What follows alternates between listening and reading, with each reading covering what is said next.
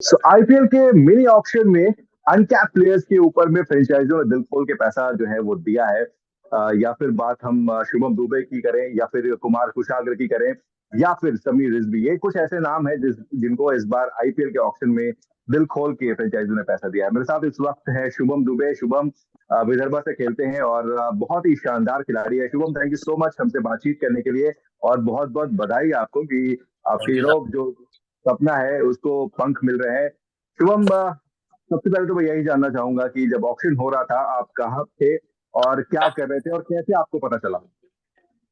कुछ नहीं, as usual सुबह मैं अपने ग्राउंड गया प्रैक्टिस के लिए। वहां से मैं 1 बजे निकला। मुझे पता था कि नाम आने वाला है, बट वो टाइमिंग का थोड़ा इशू था कि कब आएगा क्या आएगा। तो पूरे घर में माहौल था, भाई लोग जो भी थे, जितने जॉइंट फैमिली रहते हैं हम लोग, तो वहां से सब लोग लगे हुए थे, एकदम देख रहे थे। फिर मैं भी आया, खाया ना, अपना नहाया धोया। मेरे को पता था आएगा कुछ अच्छा ही होने वाला है। फिर अराउंड 4:30 ब्रेक के बाद पहला ही नाम मेरा आया शायद। जैसे ही मेरा नाम आया उसके बाद तो मेरे को कुछ पता नहीं क्या हुआ क्या नहीं हुआ, क्या चल रहा था।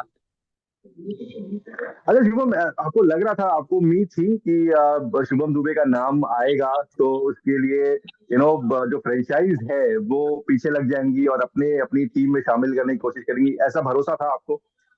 हाँ, एक्सपेक्टेड था कि मैं सिलेक्ट होगा, बट इतना बड़ा अमाउंट था, वो नहीं पता था कि मैं एकदम अनरियलिस्टिक था मेरे लिए कि एकदम हर कोई जा ही रहा। जैसे मेरी ट्रायल और मैचेस बहुत अच्छी हुई थी सही मुश्ताक अली की, तो एक उम्मीद थी कि मैं सिलेक्ट हो सकता हूँ और मेरे को अच्छा करना था, बट इतना बड़ा अमाउंट मैंने सही में नहीं सोचा था। अच्छा, अब क्या सोचा है, क्या प्लान है? अब आपको जो है इतना बड़ा अमाउंट मिला है और वो टाइम भी आपने देखा था जब काफी स्ट्रगल करना पड़ा था आपको। तो ये जो टर्न अराउंड है आपकी लाइफ में, इसको कैसे देखते हैं आप?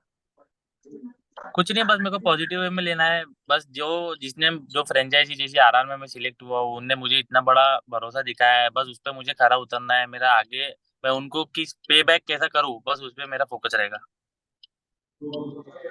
सही बात है और उम्मीद भी हम यही करेंगे कि आप अपनी टीम के लिए बेहतर से बेहतर प्रदर्शन करके दिखाएं।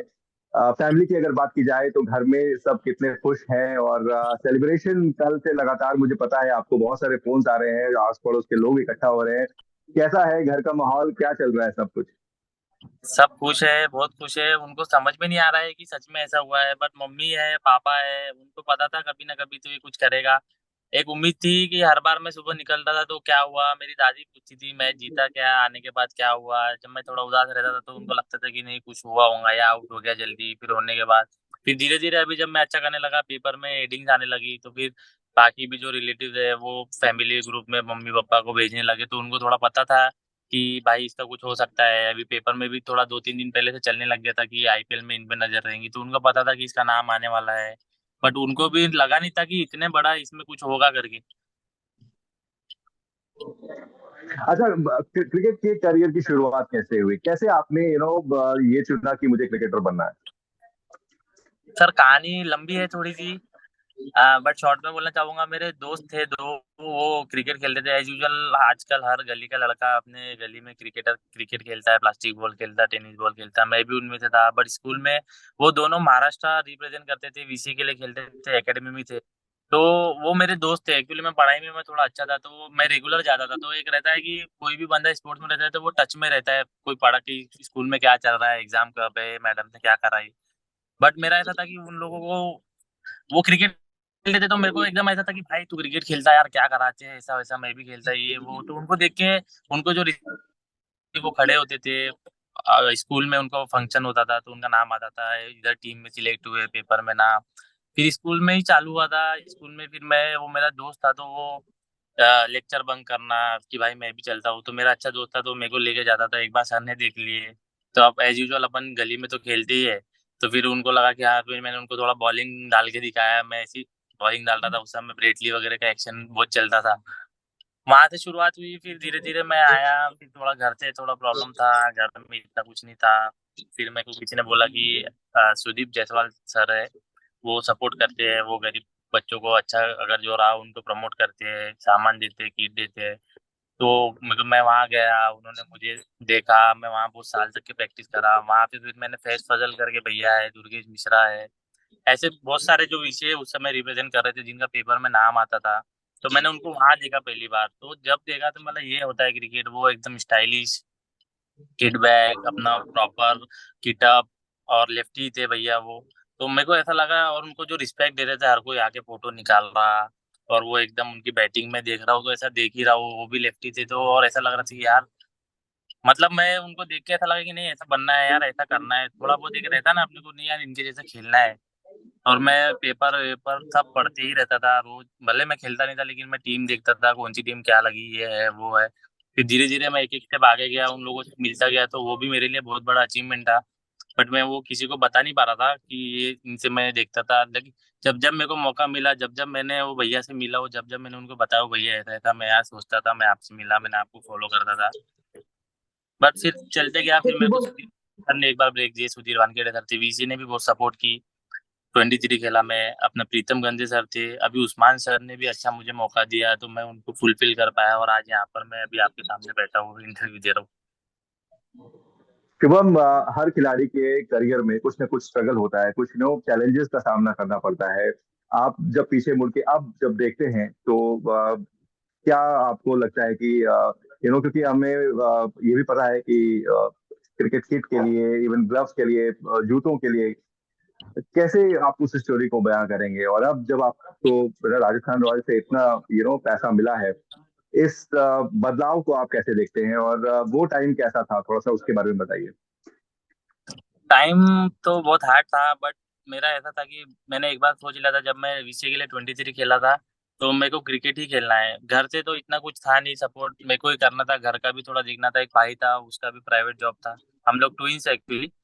तो घर का भी देखना है, उसका भी देखना है, अपने को खेलना भी है। बट एक बार जब मैं 23 में गया, मैं ऑलमोस्ट 19 के कैंप में था, 23, बट मैंने रिप्रेजेंट कभी नहीं किया था वीसीए।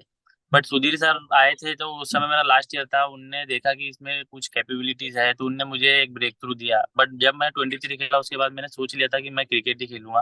मैंने पहला और आखिरी ऑप्शन एक रखा था कि नहीं कुछ तो मैं आखिरी में क्रिकेट में कोचिंग तो कर ही सकता हूँ। उसके बीच का तो जो आप टाइम था, उसके बीच आपको में मेरे निराशा भी कभी कभी होती थी, निराशा होती थी शुभम की यार, मैं छोटी छोटी चीजें के लिए मैं स्ट्रगल कर रहा हूँ, क्या मेरा सपना पूरा होगा?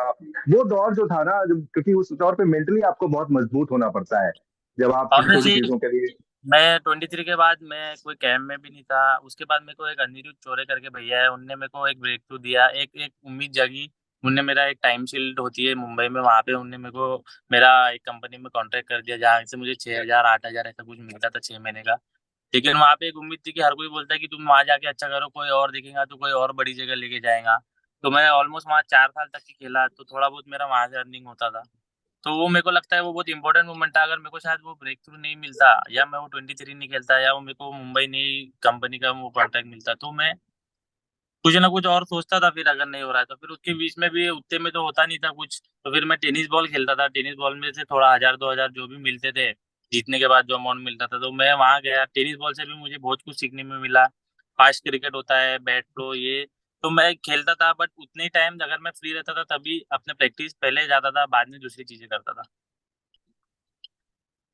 तो क्या जो वो पैसे मिलते थे, उस पैसे से आप घर में भी मदद करते थे खर्चा चलाने के लिए, भाई की पढ़ाई के लिए? क्योंकि पिताजी की भी जो इनकम है वो भी मतलब मेरे हिसाब से उतनी नहीं थी। तो आप क्या उन पैसों से भी घर का खर्चा चलाते थे और अपने लिए हाँ, भी बचाते मेरा थे भाई क्रिकेट के मेरे लिए? भाई ने बहुत कम एज में अपना एक जॉब जो ज्वाइन कर लिया था। वो थोड़ा बहुत करता था, उसके अलावा मेरे से जितना भी हो सका। मेरे को घर वालों ने कभी कुछ नहीं बोला कि तू कहाँ जा रहा है, क्या कर रहा है, कितने बजे आ रहा है। बट यही था, उनने मेरे को इतना भरोसा दिखाया, मैंने उनके भरोसे को कभी तोड़ा नहीं। और मैं ईमानदारी से करता था अपनी मेहनत, ईमानदारी से घर जाता था, जितना भी टाइम लगे, जितना भी लेट हो, ना मैंने कभी कुछ किसी को बोला, ना कुछ करा। मैं अपनी इसमें लगा हुआ था, लगा हुआ था, लगा हुआ था। मैं बाद में ऐसा सोच लिया था कि जब मेरे को जो चीज करना है, अगर मेरे को जो पसंद है मैं वही कर रहा था, तो मैं ऑब्वियसली मेरे को वही करना है। तो मैं बाकी चीजों पे ध्यान नहीं दिया। और फिर बाद में भगवान तो रहता ही है, सबको उम्मीद रहती है। बिल्कुल। अच्छा, अब इस पैसे से आप पहली चीज क्या करेंगे अपने फैमिली के लिए, मम्मी पापा के लिए? पहली चीज आप क्या करना पसंद करेंगे? अभी ऐसा कुछ सोचा नहीं है, बोलेंगे उसके ऊपर ही सब करेंगे, उनके लिए ही सब कुछ है। वो है तो मैं हूँ, अभी मैं हूँ तो वो है, वो जो बोलेंगे, वो जैसा बोलेंगे वैसे ही करूँ। अच्छा, आखिरी सवाल शुभम, आपको लगता है कि यहाँ से शुभम दुबे का जो करियर है उस वो पूरी तरीके से बदल सकता है? आईपीएल एक बहुत बड़ा प्लेटफॉर्म है और जो अल्टीमेट ड्रीम है भारतीय टीम के लिए ब्लू जर्सी पहन के खेलने का, अब आप धीरे धीरे उस तरफ बढ़ रहे हैं।